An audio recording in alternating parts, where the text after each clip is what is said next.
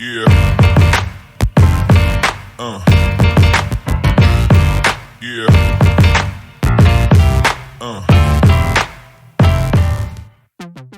Sejam bem-vindos e bem-vindas ao Não Durma no Ponto. Eu sou a Shirley Liva e você é a Karina Guimarães. É isso. Negócios plurais, mentes plurais. Hoje a gente vai falar e vai trazer para este tema um assunto que é extremamente importante e relevante para continuarmos firmes e fortes neste mercado. A Admap, que tem 88 anos de mercado e que é uma empresa que fornece soluções para controle de ponto, acesso, estacionamento, automação comercial e que precisa falar com todos os públicos, estar em diversos lugares, atender diversas necessidades, precisa estar atenta e precisa trazer para esta mesa de conversa um tema que é extremamente importante e necessário para o nosso dia a dia, que é a diversidade, que é a inclusão. Esse tema mexe com você, Karina? É importante. É importante, a gente precisa, como você falou, estar em todos os lugares e falar com diversas pessoas. Então, a gente entender o que é diversidade, né? É um tema necessário. Muitas pessoas ainda não compreendem o que é a diversidade. Então, a gente trazer hoje para o nosso podcast, trazer para a nossa realidade, trazer para o nosso dia a dia e compreender como isso é essencial na nossa vida como pessoa, eu acredito que vai ser muito especial. Especial, necessário, relevante, intencional. Diversidade enquanto nossa verdade, diversidade enquanto nossa realidade, e é o que está posto pra gente, respeitar todas as diversidades. Eu gosto muito desse tema que é mentes plurais, negócios plurais, e para falar sobre isso, não poderia ser uma pessoa melhor e uma pessoa mais importante, que é a Camila Inácio, fundadora da Mentes Plurais. Camila Inácio, seja muito bem-vinda. É um prazer ter você aqui. Obrigada. Muito obrigada, queridas. Eu estou muito feliz em estar aqui, em participar, em poder colaborar. Que seja com os meus conhecimentos, com as minhas vivências, colaborar e deixar aqui esse assunto registrado, porque é tão importante, né? Que a gente precisa levar adiante, levar a sério e falar, como você disse, né, Chi, com intencionalidade, não só como um assunto que a gente vê em capa de revista e como se fosse algo distante de nós, para a gente trazer para a nossa realidade. E para ser mais diverso possível e para que a gente consiga se conectar e falar um pouquinho desse tema que é a nossa realidade, é o nosso dia a dia, a gente, né, nós somos diversos. Fala da Camila Inácio. Quem é a Camila Inácio pra gente? Vou te contar. Bom, gente, preciso fazer minha audiodescrição? Fique à vontade. Vou falar. Meu nome é Camila Inácio, já disse, eu sou uma mulher parda, portanto negra, eu tenho 45 anos, sou mãe de 2 meninas, que, gente, estou nesse momento da vida, né? Uma menina vai fazer 19 e a outra tem 12, então estou nesse momento de não ser mais mãe de crianças, já sou mãe de uma jovem adulta e mãe de uma adolescente, então é outro momento de maternidade. Sou casada hoje, trabalhei 25 anos no mundo corporativo em diversos setores. Então, um dos meus primeiros trabalhos foi vender hot dog na Disney, nos parques. Depois eu fui ser camareira em navio de cruzeiro. Depois eu voltei para o Brasil e já voltei a trabalhar em multinacional até chegar na área comercial. Só que eu sou uma eterna inconformada, né, gente? Então, em todo esse período aí de 25 anos da minha carreira, eu prestava muita atenção na construção das pessoas, em como as pessoas se tratavam de acordo com o objetivo de cada conversa e de acordo com a hierarquia de com quem elas estavam falando. E essa mudança no tom, essa mudança na fala, essa mudança até no respeito empregado naquela interlocução, sempre me deixou muito inconformada.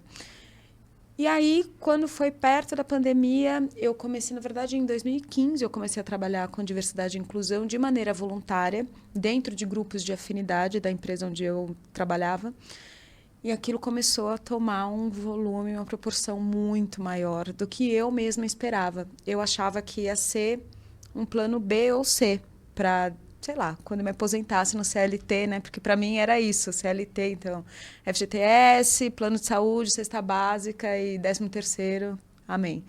Mas acontece que tomou uma proporção muito maior e eu não consegui segurar toda essa inconformidade virou um empreendedorismo e virou uma empresa e virou agora um negócio estabelecido, ainda bem, que é a Mentes Plurais, que é essa consultoria que me enche de orgulho e que traz ao mercado os pilares importantes que eu aprendi em toda essa jornada que fazem diferença nas empresas. Então, trabalhar não é só a parte de falar, né? Por isso que eu falei, dei o exemplo da capa de revista. Não é só acompanhar o que está acontecendo de fora. As empresas precisam trazer isso para dentro. Acho que a gente vai falar isso bastante.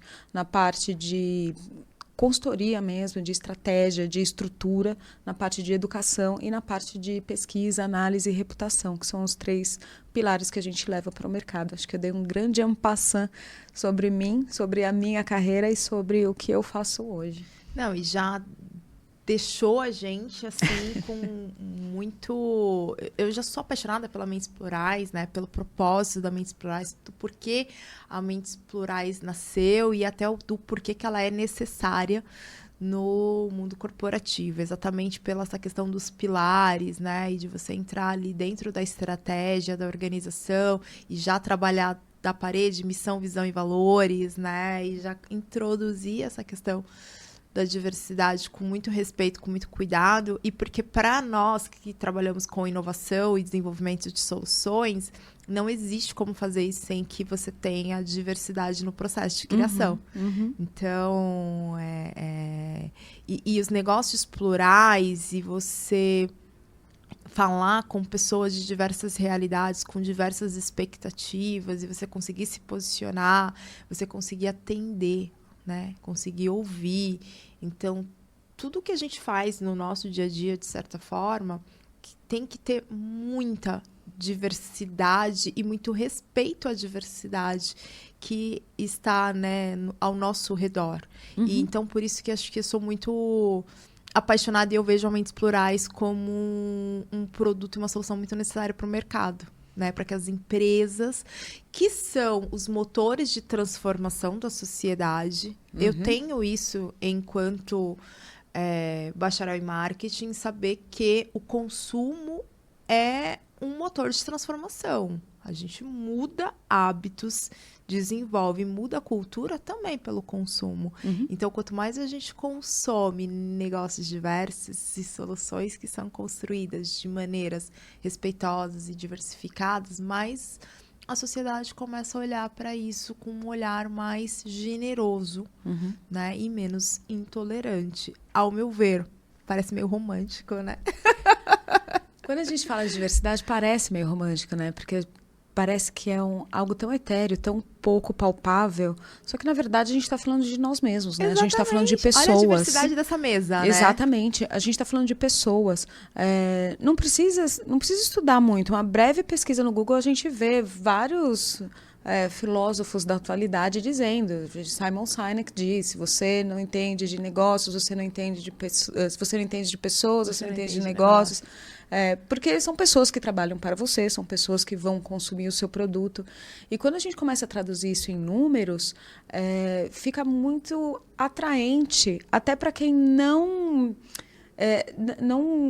põe fé no trabalho de diversidade, pura e simplesmente pela questão ética.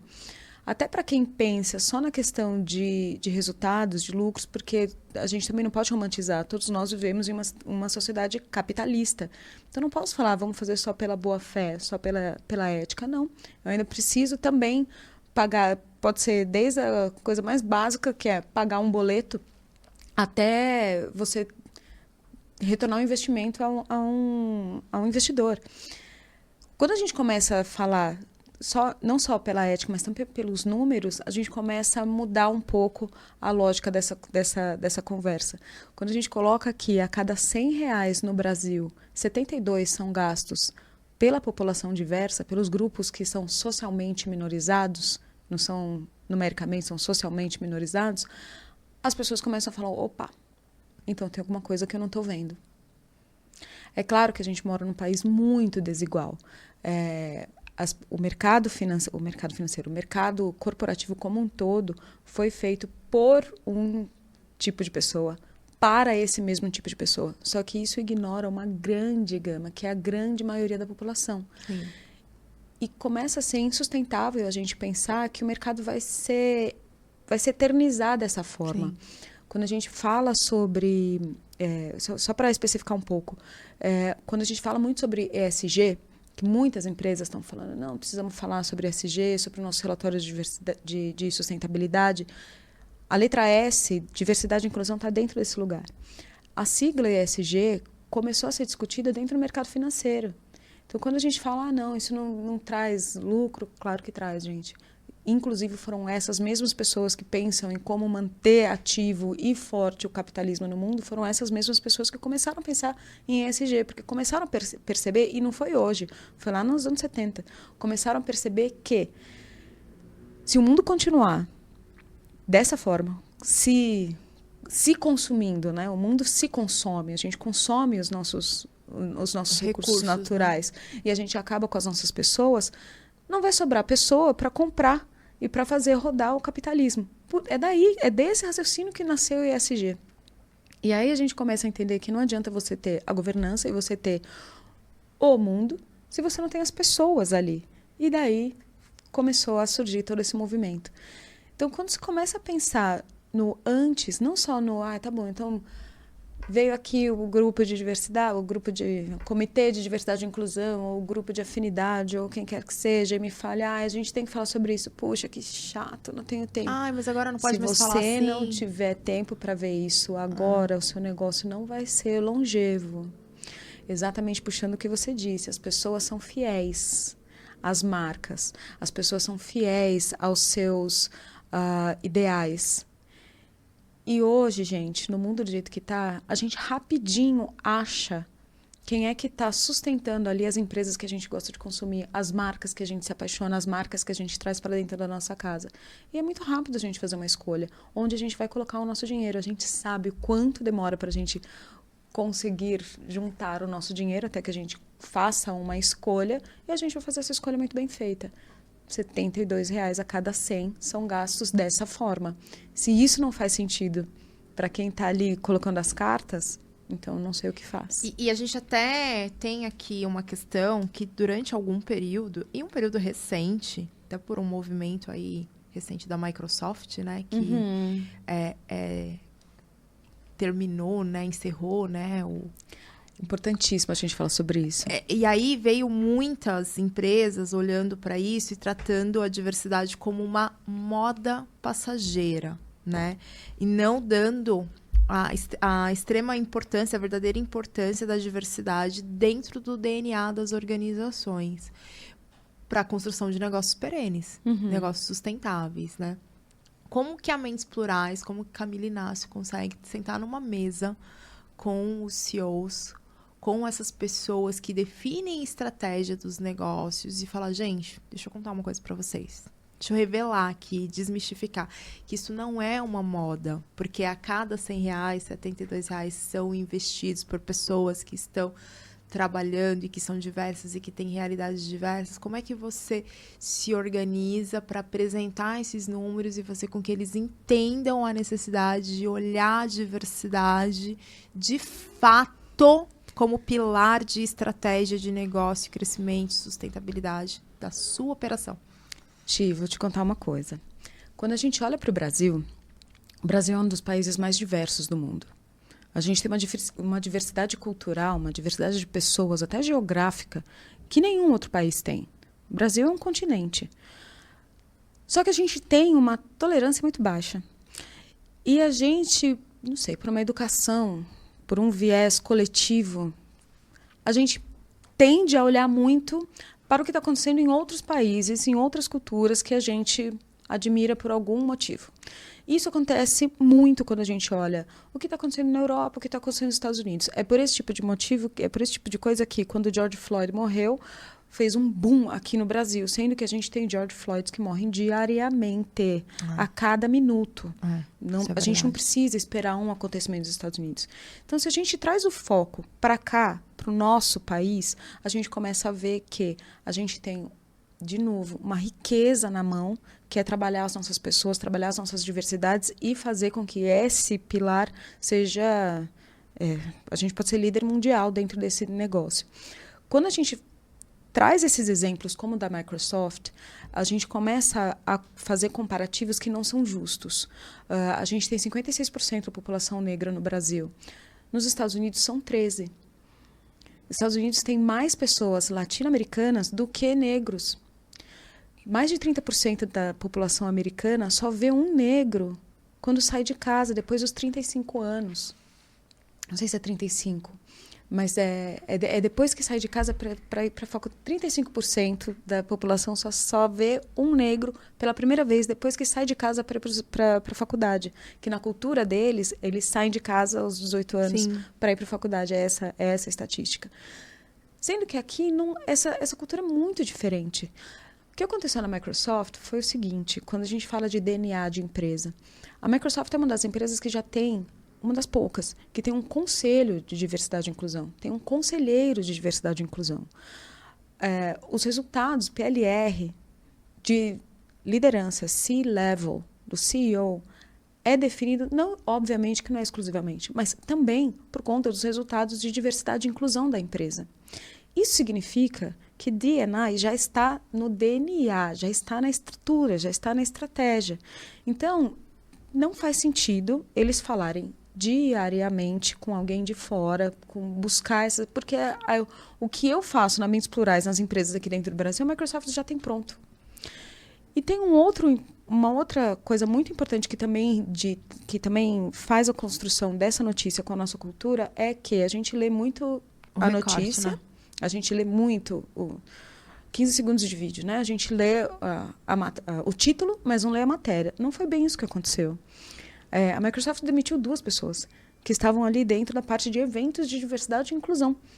Não acabou com a equipe, muito menos globalmente. Não foi isso que aconteceu.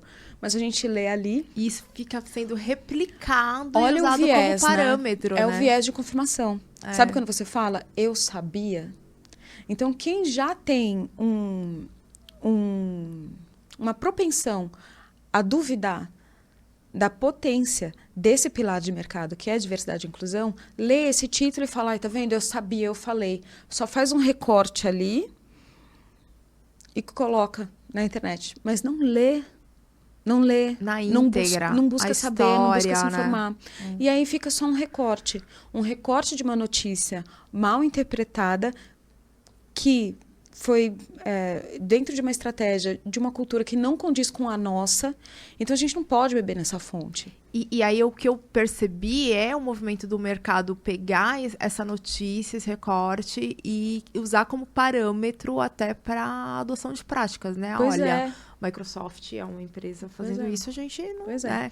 E sem olhar exatamente o contexto e olhar, não, peraí, deixa eu ver a minha realidade, a cultura que eu tô inserido, né? Então... Exatamente. Você me perguntou como que eu levo isso em mesas com CEOs? Dessa forma. Ai, você viu o que aconteceu na Microsoft? Vi, eu sabia que isso... Mas você... Vamos destrinchar um pouco esse assunto? 3 minutos do seu tempo, porque é uma agenda super disputada. São 3 minutos do seu tempo, ó. Vou ler aqui.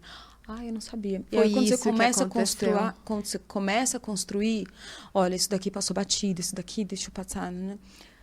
Quando a gente fala, olha, a Microsoft é uma das empresas que já tem DNA de diversidade e inclusão. Por isso que os negócios fazem assim, salda. Olha os negócios, olha os números. Por isso que eles chegaram nessa realidade. Aí as pessoas falam, nossa... Agora faz sentido. Quando eu fundei a Mentes Plurais, quando a gente começa a pensar em ciclos de negócio, eu falei, bom, tudo bem, tem essa empresa, tô ótimo, vou levar, eu tenho uma paixão por esse negócio, mas onde eu vou chegar? O que eu quero? Onde eu quero chegar com esse negócio? Eu quero chegar na falência. Eu quero chegar no momento em que todos os meus clientes sejam Microsofts, já tenham o DNA. E aí eu não preciso mais. E aí eu posso encerrar as minhas atividades. Mas exatamente nessa questão de CEOs que bebem nessa fonte de metade de uma notícia, ditam a regra, eu estou vendo que acho que eu vou demorar um pouco mais. Eu penso que sim, acho que... Acho que a gente vai que eu vou ficar aqui por mais um tempinho. Anos de Mentes Plurais, graças a Deus. As pessoas, elas pegam esses picados de informação E como não é algo que elas querem evoluir, elas se ancoram naquilo ali. Elas usam aquilo como uma âncora, né? Eu vou me agarrar nisso daqui e vou disseminar aquilo que você falou. E aí elas vão jogando pra frente aquela informação. E, é por isso que não faz, é por isso que não dá certo, né? E, de fato, as pessoas não têm conhecimento necessário, né? Como você falou, como a Shirley falou, não leram na íntegra o que aconteceu. Conhece a história? Sabe como que funciona lá por um acaso? Não sabe, mas pega aquilo ali para uma coisa que eles já não têm tanto, como que eu posso dizer? Intenção não mesmo, tem tanta né? intenção de se aprofundar naquilo e aí se ancora, né? E eu quero aproveitar, e quando nós falamos de diversidade nas empresas, né? Há quem pense que isso traz mais complicações do que benefícios. E é por isso que se ancoram nesse tipo de informação. E eu queria saber, Ká, como desmistificar essa visão e mostrar que a diversidade é um ganho e não um problema. Acho que essa questão de as pessoas terem essa sensação de que traz mais complicações e incômodos vem muito da realidade de cada um. Falar sobre diversidade e inclusão pode sim ser quase um tabu, mas pode sim gerar um desconforto. Pode sim, porque todas as vezes que eu vou falar, eu sempre falo, gente, olha, estamos aqui em um ambiente seguro, eu vou pedir licença, porque quando a gente fala sobre diversidade e inclusão, muitas vezes a gente fala sobre nomes, sobre temas que as pessoas se doem a ouvir.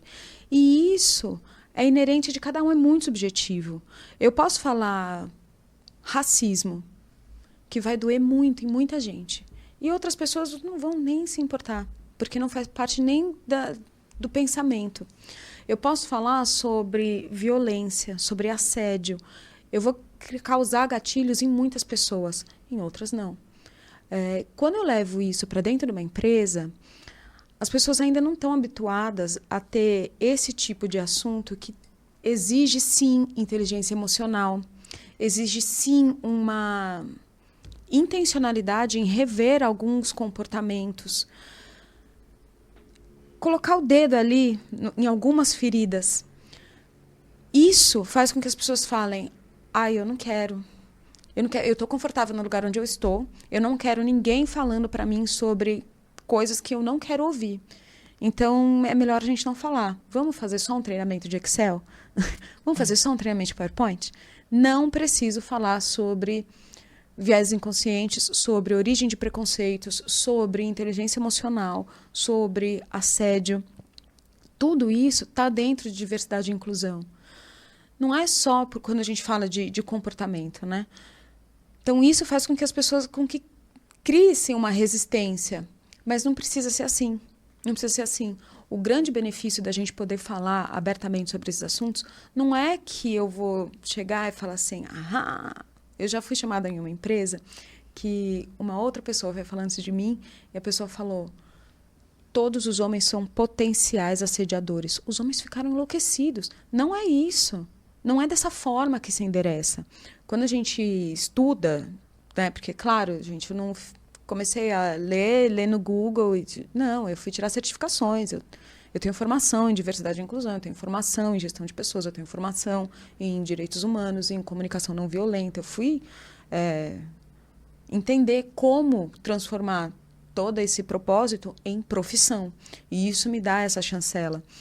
Quando a gente vai falar isso para as pessoas, a gente não pode falar endereçando, apontando. A gente precisa tomar muito cuidado com a forma que a gente entrega. E esse cuidado, quando não é bem endereçado, causa essa sensação de que é um problema. Não é um problema, é uma evolução. Para a gente evoluir, a gente precisa também se conectar com aquilo que a gente não gosta tanto em nós mesmos, né? E é complicado mesmo, né? Porque a gente fala... Eu sei o quanto que é complicado falar de diversidade. Eu também comecei minha pós em diversidade. Eu precisei no ano passado. Final do ano passado. Não, comecei desse ano. Trancar. Até pela exigência de presença que o conteúdo me fazia ali, né? Tanto estudar direitos humanos, estudar história, estudar psicologia. E aí... o que eu sentia das pessoas nessa questão do incômodo, é complicado elas sentarem e querer rever. rever seus comportamentos e rever suas crenças e rever... Porque a gente precisa partir de um lugar que talvez o que eu acreditei durante esse período todo tá errado. E aí eu preciso aprender de novo. E a gente não tá formado. E às vezes as pessoas, elas pensam que elas estão prontas, né? E aí você fala, não, isso eu conheço, isso eu já sei fazer, isso eu sei como lidar. Mas agora não pode mais fazer isso, não pode mais falar desse jeito, não pode... E aí ela se sente assim como se ela não tivesse que... Tudo que ela aprendeu ao longo desse período, tudo que ela sabe... não faz mais sentido. E, na verdade, e aí eu prefiro falar, não, o mundo tá chato agora. O mundo tá chato. Eu tô achando o máximo o mundo. Outro dia falaram pra mim, o mundo tá muito chato. Eu falei, você acha? Eu tô gostando. E eu falei assim, eu sei o quanto que é complicado. Porque quando a gente assume que a gente não sabe, só tem um processo, que é o aprender. O aprender. E quando a gente assume que a gente errou, a gente vê o erro, e aí o erro não é mais desvisto. E aí eu acho que entra também uma necessidade de uma segurança nossa e de um autoconhecimento que a gente tem de como lidar com essas nossas fraquezas, essas nossas vulnerabilidades. É isso que dói. Porque, assim, eu já falei, eu tenho 45 anos. Muitas pessoas da minha geração foram criadas assim, das pessoas que estão presentes no mundo corporativo hoje. Seja chefe, seja líder, cresce o máximo que você puder. Você tem que crescer, você tem que crescer, você tem que crescer. Ou então vai para o serviço público, presta um concurso.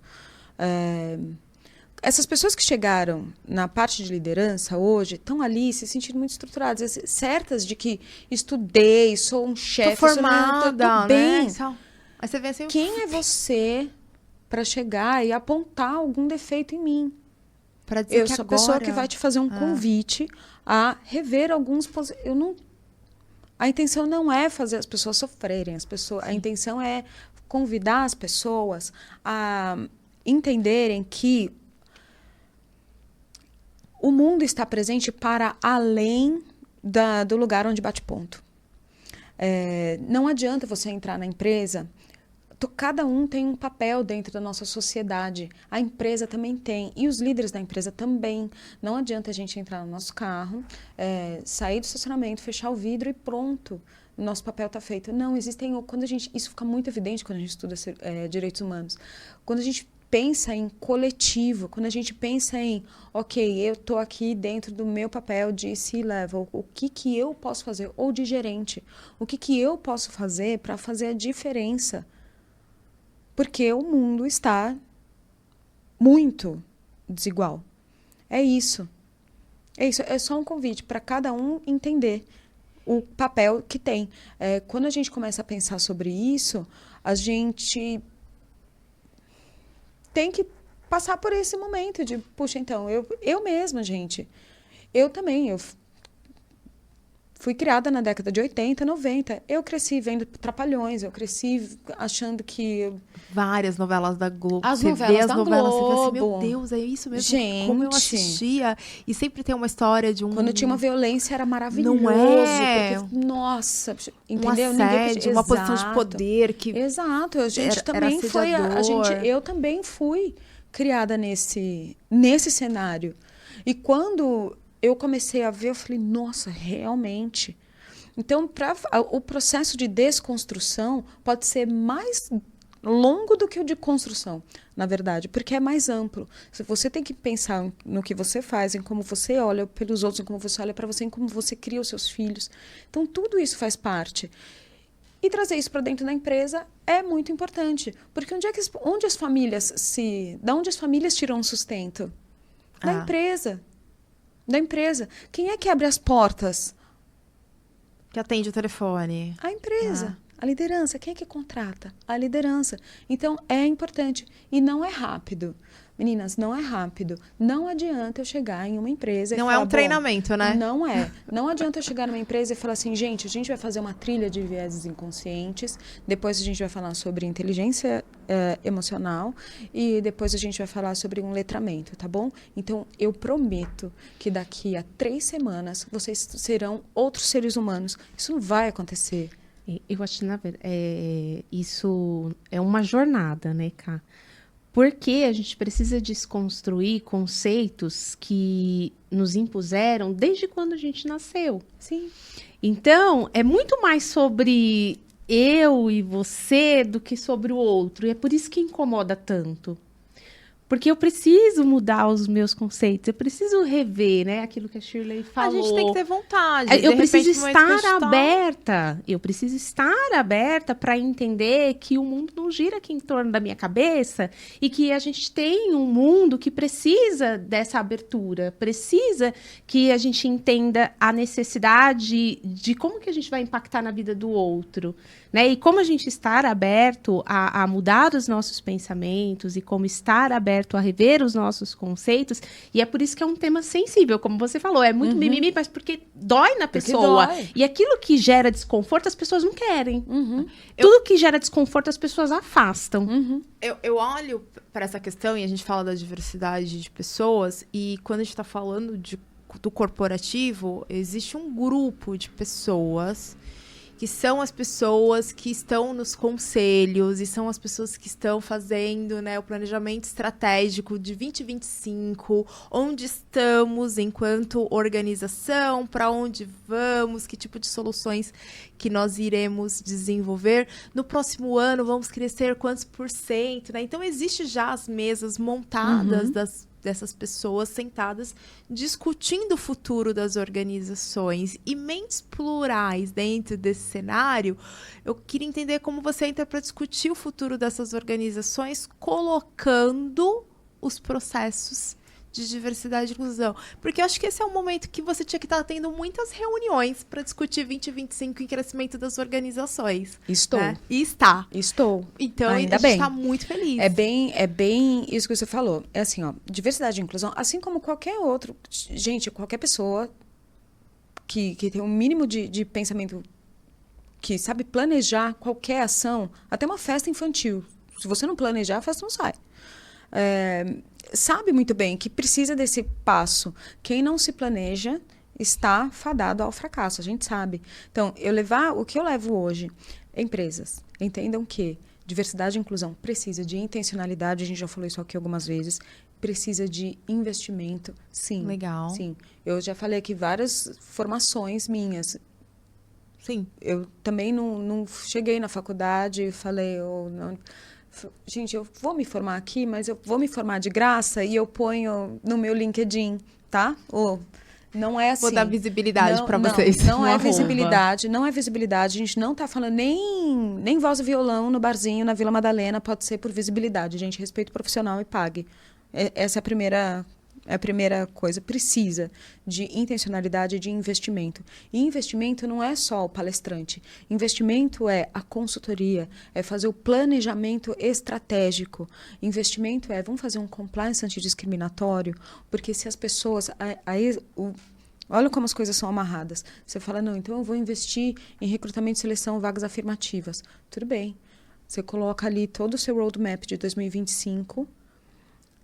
as vagas que você tem, as vagas que você vai substituir, as novas vagas que você vai abrir, você coloca todas para vagas afirmativas. Aí você contrata um monte de gente. Você contrata um monte de gente da diversidade e inclusão. Em 2027, essas pessoas vão ter pedido demissão. Porque elas vão chegar na empresa e elas vão continuar vendo microagressões, elas vão continuar se sentindo não pertencentes, porque aquela cultura organizacional não as inclui. Elas não têm ambiente de desenvolvimento dentro daquela empresa. Então, quando a gente fala no planejamento, precisa sim falar sobre o processo seletivo, sim, mas você também precisa falar sobre as amarras, os códigos de conduta, as normas, aquilo que dita a regra entre empresa e colaborador. Aqui a gente não aceita. Aqui a nossa tolerância é zero. É código de conduta, né? É código de conduta. Quando as pessoas da diversidade entram e sentem um ambiente amarrado dessa forma, elas falam, bom, aqui eu estou segura. Aqui eu posso falar com o meu chefe sobre desenvolvimento de carreira, porque eu me sinto segura. Eu sei que ele vai me ouvir pelas minhas competências, ele não vai me limitar pela minha aparência ou pela minha orientação. É esse tipo de coisa. E um pouco além, quando a gente fala nas empresas que não têm esse tempo não consideram que diversidade e inclusão, assim como qualquer outro negócio, precisa de um ciclo, precisa de tempo, as empresas também não conseguem ver o sucesso. Por quê? Se você coloca hoje, eu contratei, sei lá, 12 pessoas. Eu quero ver o mês que vem como é que elas estão. Não, você vai precisar de um tempo. Você vai precisar de um tempo para essas pessoas se sentirem terem ambiência, para elas começarem a se desenvolver, para elas começarem a produzir, para que o produto delas dê resultado. E aí sim você consegue fazer a leitura do retorno de investimento. Então, não é para hoje, é segura ansiedade. Não é para hoje, não é contratei hoje e vi os resultados mês que vem. Precisa sim de tempo. E nesse tempo não adianta nada pior do que um quarter ruim, do que um trimestre de risco ou de um tempo de contenção de custos. Nesse momento, primeira coisa que entra é ação de diversidade e inclusão. Não, você pode reduzir, mas você não pode limitar. Assim como todas as outras coisas. Então, não interrompa o processo, porque você nunca vai chegar no final de ver o retorno do investimento se você interromper no meio. Essa construção. Vamos falar de 2025? Janeiro a dezembro. Um planejamento estratégico, com todos os pilares que a Mentes Plurais leva. Desde amarrar a sua estratégia, a sua estrutura, trazendo ambiência e pertencimento às pessoas, então é a parte de educação, e mapeando como o mercado está te vendo. Se o mercado não está te vendo, a gente tem vários casos de empresas que perderam muito, mas muito dinheiro e muitos clientes porque erraram na comunicação.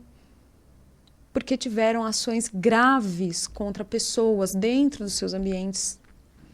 Eu ia te fazer essa pergunta. Eu ia te fazer essa pergunta no sentido de olhando assim essa mesa, né? Estamos aqui olhando para o futuro da organização e eu quero ano que vem, além de crescer em faturamento, eu quero crescer em posicionamento, eu quero crescer em presença digital, eu quero construir minha comunidade porque eu quero ter uma retenção de clientes e retenção também de colaboradores.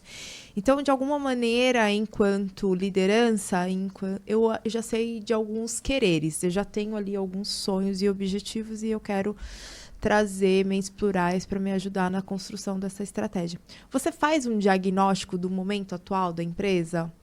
Sem o diagnóstico, a gente não consegue fazer. Começa por aí, você faz Mas assim... eu faço o diagnóstico. A primeira reunião, eu preciso saber qual é o momento da empresa. Eu tenho muito cliente, Tia, que fala, nunca fiz nada, Cami. Nunca fiz nada. Acordei hoje e quero trazer. Vamos. Motivado por quê? Ele sabe quais são as motivações? É só crescimento ou tem... Então, as duas grandes motivações, de acordo com vários órgãos, que Ethos já diz, Instituto Ethos já põe, a B3 também. No relatório das duas, o que traz existem duas frentes que impulsionam as empresas, ética e dinheiro. Dinheiro. Pode ser por uma, pode ser pela outra, o processo vai ser o mesmo. Vamos fazer o seu diagnóstico. O que você já fez? O que você faz? Quem são as suas pessoas? Ah, não, Camila, eu tenho 30% de pessoas negras. Onde elas estão? Tem alguma que está assinando o contrato em cima da mesa? Ou será que elas estão só limpando os banheiros ou fazendo recepção? Ou estão só no chão de fábrica? Mapear o lugar onde as empresas estão hoje é fundamental, porque senão você não consegue fazer uma estratégia bem feita sem saber o que você tem hoje. Então, assim, não existe fórmula de bolo. Não existe. Eu preciso chegar e entender cada uma a realidade dela para poder fazer a estratégia em cima. Ká, e tem aquela fase que você chega, então, para fazer esse diagnóstico, e aí eu sento e falo, Ká, vem, é maravilhoso, a gente já faz, a gente já tá super ok. Eu sempre posto em novembro lá meu post do Dia da Consciência Negra, também faço lá o do Outubro Rosa, e aí você fala, então eu vou fazer o diagnóstico, começa a entrevistar, a olhar, e aí vai levantando os tapetes, vai vendo poeirinha. Tem esse momento da pessoa falar, tirar a maquiagem? Muito. A diretoria fala, nós somos super inclusivos. Eu falo, então vamos fazer um diagnóstico. Seleciona ali as pessoas, começa a fazer uma pesquisa, respostas, qualitativa, quantitativa. Quando você vê as perguntas, você fala, não é bem assim. E aí, Não é como bem que assim. fica a diretoria diante desse resultado? Nossa, mas eu não sabia. Você não sabia, você nunca percebeu? Porque, gente, é claro, se você não faz parte daquele recorte, você não consegue viver, presenciar ou perceber, a não ser que você pergunte, a não ser que você se aproxime. Só que se você está aqui só olhando no Excel, só olhando os relatórios, você não está vivendo, você só está lendo. É igual a notícia da Microsoft. Você só está lendo, você não está vivendo. Então, sai um pouco da sua sala. Com quem você almoça? Senta, pergunta. Esse diagnóstico já é o começo da mudança, né? O começo da mudança. E de saber lidar ali com as suas fragilidades. Sim. E ter intenção, então, porque a partir do momento que você levanta, que tem necessidade e ambiente, espaço para melhorar, é a hora que você vai entrar O que com você sabe sobre essas pessoas? O que você sabe sobre as suas ações que você precisa mudar para que essas pessoas não se sintam agredidas? Não se sintam atravessadas dentro. São coisas assim que podem parecer bobas, mas eu já tive, por exemplo, uma reunião, a gente falando sobre a ação do Dia Internacional das Mulheres, com um CEO homem, apoiando, aliado, apoiando, dando investimento, falando, dando espaço para agir e tudo mais. E aí a ação ficou lindíssima. E ele falou, ai, tá tão incrível isso que acho que nesse dia eu vou vir de vestido. Porque, e aí, sabe quando faz os gestos? Porque daí eu posso ganhar também esse presente. fora do contexto. Entendeu? Não se faz isso. Porque aí ele acaba ofendendo um outro pilar. Então, se é uma pessoa que tem um letramento... E eu não estou falando que precisa se formar em Harvard, tá? É um letramento mínimo. Você sabe um letramento que de consciência, exatamente. Né? Quando a gente fala... Tem um negócio que quando a gente fala de vieses e quando a gente fala de preconceitos...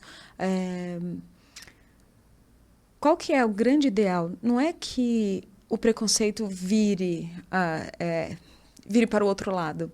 Então, se eu sempre fui oprimida, então agora eu serei a opressora, como diz Paulo Freire. Eu não vou, porque eu sempre ouvi piadas machistas, eu fazer as piadas feministas, eu não vou dar o troco. Eu não quero que essas piadas, onde o centro do motivo de riso seja uma pessoa, pelas suas características, ponto.